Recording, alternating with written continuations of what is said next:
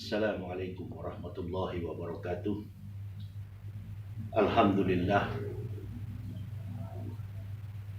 Alhamdulillahillazi khatama Ramadana summa ja'a badahu bisawal wa an'ama ala sa'imina bidil fitri wa khairin nawal.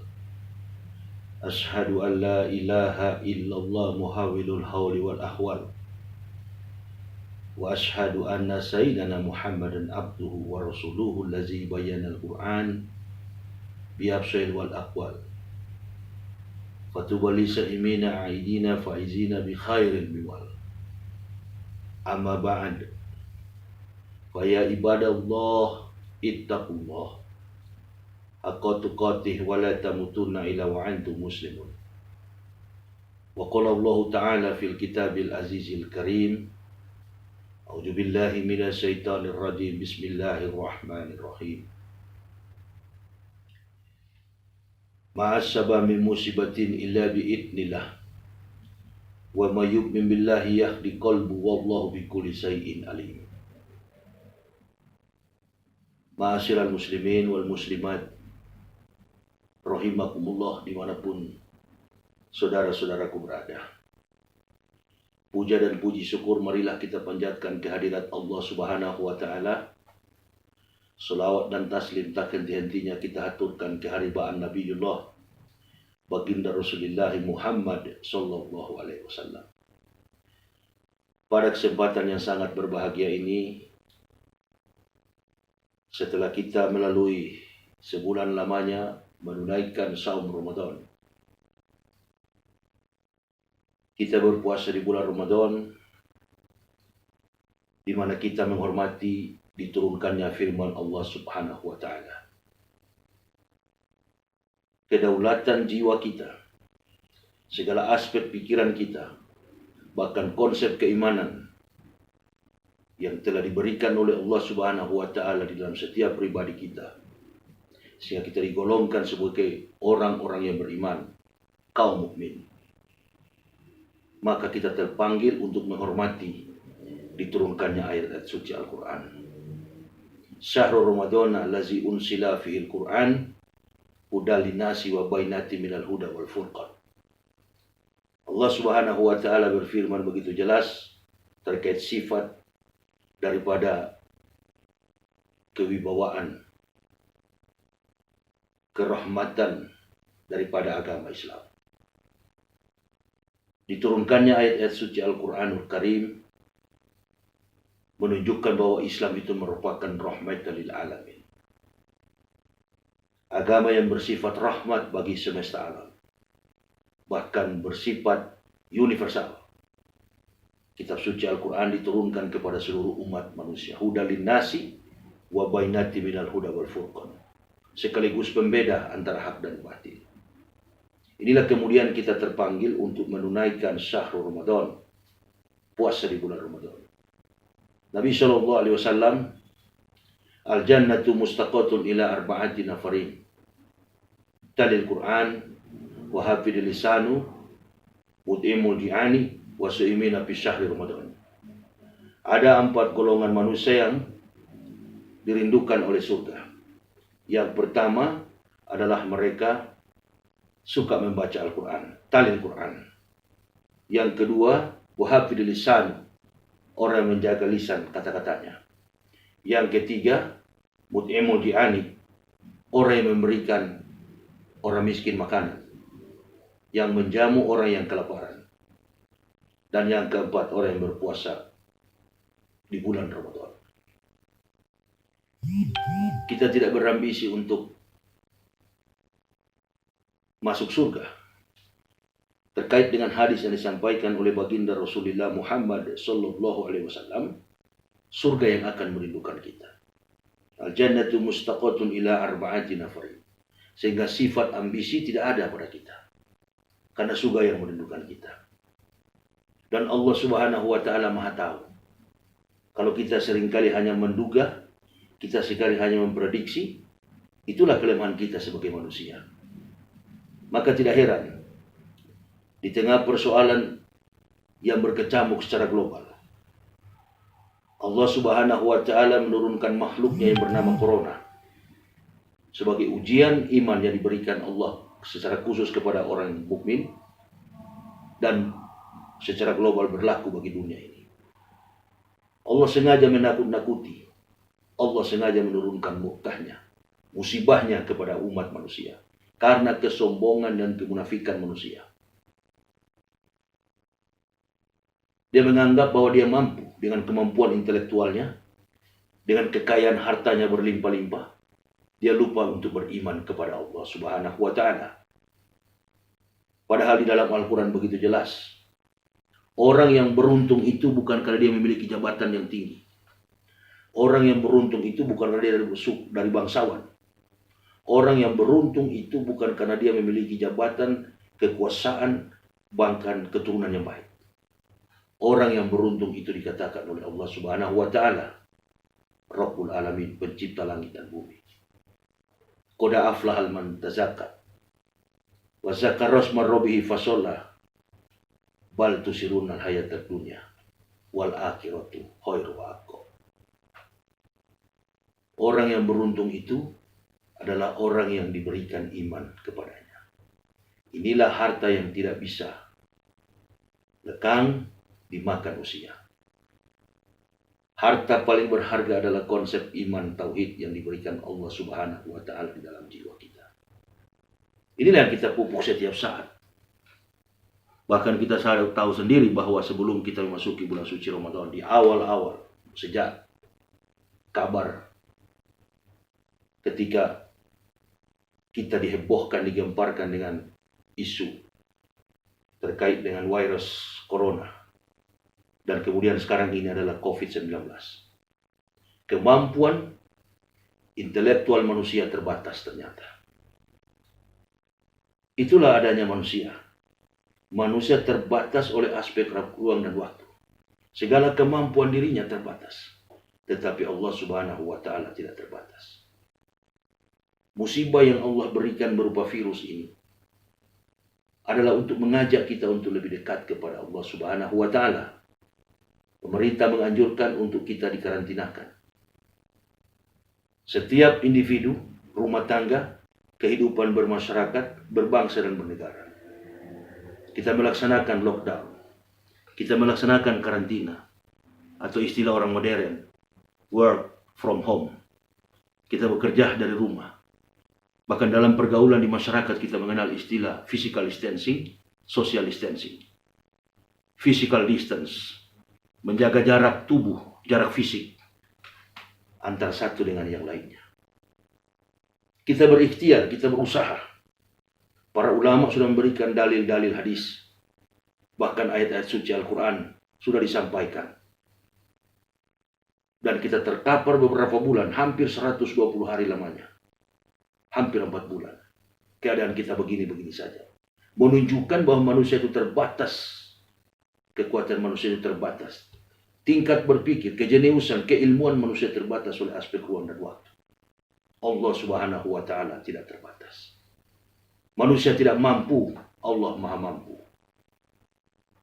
Kalau sudah berlarut-larut begini, sudah hampir 120 hari, maka pertanyaannya, sebagaimana yang disampaikan oleh WHO, World Health Organization, Badan Kesehatan Organisasi Dunia, Organisasi Kesehatan Dunia, WHO, sudah mengatakan bahwa virus ini tidak akan berhenti, terus berkesinambungan. Bahkan ada beberapa negara setelah lockdown, melonggarkan, kemudian melockdown kembali. Menunjukkan bahwa manusia sudah tidak mampu. Pertanyaannya, kalau manusia sudah tidak mampu, kepada siapa manusia harus bergantung agar mampu? Ketakutan ini kadang-kala mengalahkan kemampuan kita berpikir. Bahkan kemampuan untuk kita berpikir lebih jernih, menyimak apa yang diinginkan oleh Allah di dalam konsep keimanan di dalam dada kita, kabur. Maka kita lebih mengedepankan kemampuan berpikir kita. Kita lebih menggantungkan harapan kita kepada makhluk. Sudahlah, Kalau sudah berlarut-larut begini, berarti manusia sudah tidak mampu. Presiden Joko Widodo sudah mengatakan dalam statementnya di media elektronik, di depan layar kaca, depan televisi. Beliau mengatakan bahwa kita berdamai dengan corona. Ini merupakan sinyal bahwa kita tidak usah takut. Kita hadapi ini dengan konsep keimanan. Ingatkah kita ketika corona pertama kali merebak? Jejak digitalnya masih ada. Rekam jejak digitalnya masih ada. Ketika Muslim Uighur melaksanakan sholat, tidak sedikit orang-orang kafir yang ada, mereka berebut untuk mencari saf melaksanakan sholat bersama Muslim yang ada di Wuhan. Kendati pun arah kiblat mereka itu sudah tidak karu-karuan. Tujuannya hanya satu, mereka lari dari virus corona. Mereka menghindar dari penyakit, mereka menghindar dari wabah yang sedang menyerang mereka. Ini menunjukkan bahwasannya ketika manusia tidak berdaya, maka hanya Allah Subhanahu wa Ta'ala yang patut kita gantungkan harapan kehidupan kita. Ketika kita sholat berjamaah, ingatkah kita? Ketika imam menuntun kita, sebelum kita mendengar dan mengaminkan doa imam, imam selalu mengatakan, imam di masjid mengatakan, la hawla wa la quwata illa billahil aliyyil azim. Tidak ada daya dan upaya. Bahwa manusia tidak mampu, tidak ada kekuatan apapun. Kecuali kekuatan hanya dari Allah Subhanahu wa Ta'ala. Bahkan Nabi SAW telah memberikan warning kepada kita. Ikhtanim khamsin qabla khamsin. Ingatlah 5 sebelum 5. Yang pertama, ingatlah masa mudamu sebelum masa tuamu. Ingatlah kekayamu sebelum jatuh miskinmu. Ingatlah keleluasaanmu sebelum kesempitanmu. Ingatlah sehatmu sebelum sakit. Ingatlah hidupmu sebelum mati. Nilai keislaman yang diajarkan baginda Rasulullah Muhammad SAW dan kitab suci Al-Quran yang bersifat universal berlaku kepada seluruh umat manusia. Tergantung manusia. Yang percaya kepada Al-Quran, dia disebut orang beriman. Beruntung. Qad aflahal mu'minun. Beruntunglah orang-orang yang beriman. Yang mengingkari ayat-ayat Allah, mereka adalah kafir. Kufar. Mereka menutup diri untuk tidak beriman kepada Allah. Masya Allah. Bayangkan, kalau virus ini dia betul-betul ada dan dampak daripada virus ini tidak berupa penyakit tetapi sekaligus membunuh.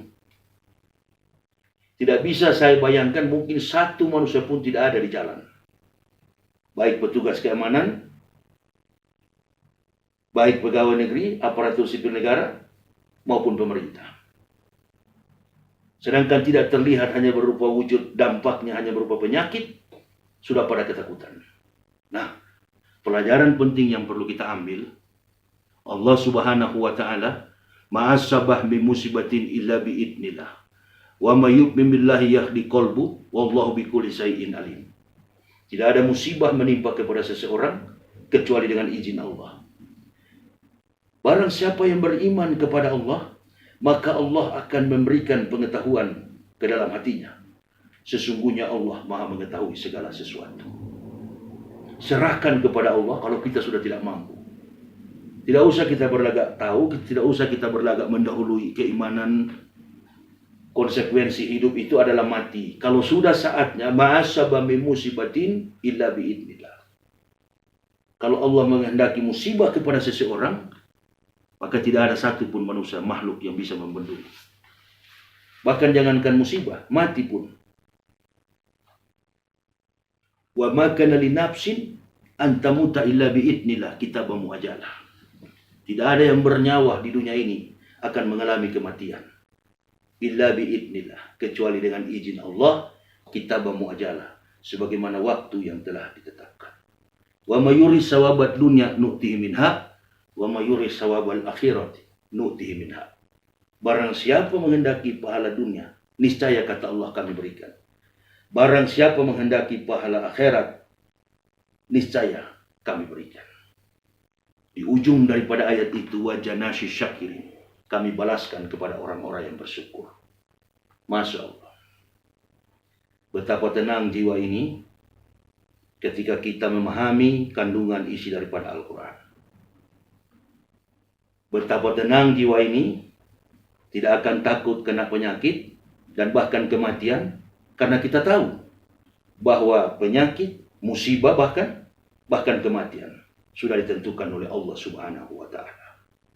Tapi sifat takabur, sifat sombong, congkak, berjalan di muka bumi dengan kesombongan, ini yang kadangkala membuat kita menjadi penakut, menjadi pengecut. Di satu sisi juga, kemunafikan manusia tidak pernah berhenti. Di tengah kesulitan manusia, di tengah kesulitan masyarakat, ada juga orang-orang yang memperuncing suasana seolah-olah memecah belah. Ibarat orang dewasa melempar bola ke lapangan terbuka dan menunggu beberapa saat kemudian datangnya anak-anak kecil untuk memainkan bola itu. Maka terjadilah permainan liar tanpa aturan FIFA.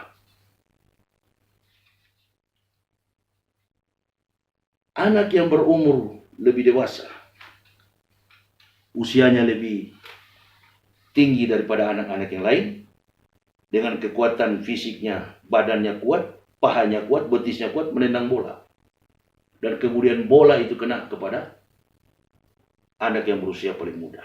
Yang terjadi adalah pertengkaran, tangisan. Permainan inilah yang dimainkan oleh para politikus, oleh para pejabat yang tidak pernah memiliki sifat dewasa. Di tengah kehidupan masyarakat yang begini sulit, mereka bermanuver dengan segala macam trik politik untuk memainkan peran, melempar bola agar publik menjadi resah. Adanya rancangan undang-undang haluan ideologi Pancasila. Dari zaman dulu masyarakat Indonesia sudah melekat yang namanya filosofis Pancasila itu. Falsafah negara kita, para founding fathers kita, kemampuan logika mereka sudah melompat jauh ke depan. Dan tidak ada generasi saat ini yang bisa menandingi kemampuan mereka. Mereka adalah orang-orang qualified. Mereka adalah negarawan. Mereka betul-betul mencintai negara ini. Dan perlu diingat, digarisbawahi, di antara mereka tidak ada yang berpaham komunis. Itulah sebabnya atas dasar haluan negara, atas kemampuan mereka untuk berpikir agar Indonesia ini jaya di masa akan datang, mereka mendasarkan pemahaman kepada makna kehidupan dunia dan akhirat. Akhirat keempat sila di bawah. Kehidupan dunia keempat sila di bawah. Maaf.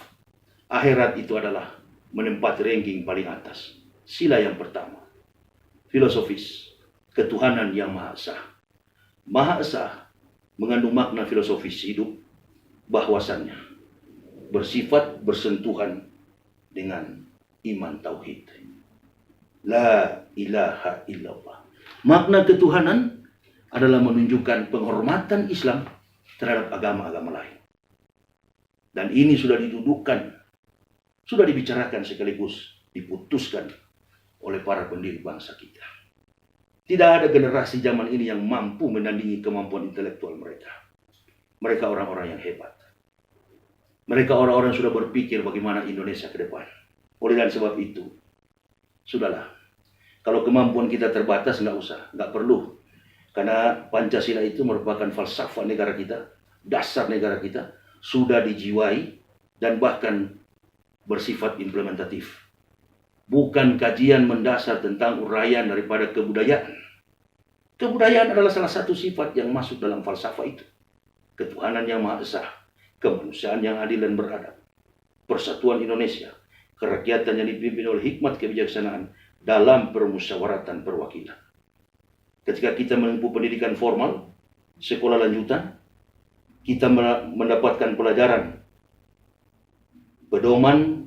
pendidikan pedoman penghayatan dan pengamalan Pancasila, P4. Pendidikan sejarah perjuangan bangsa.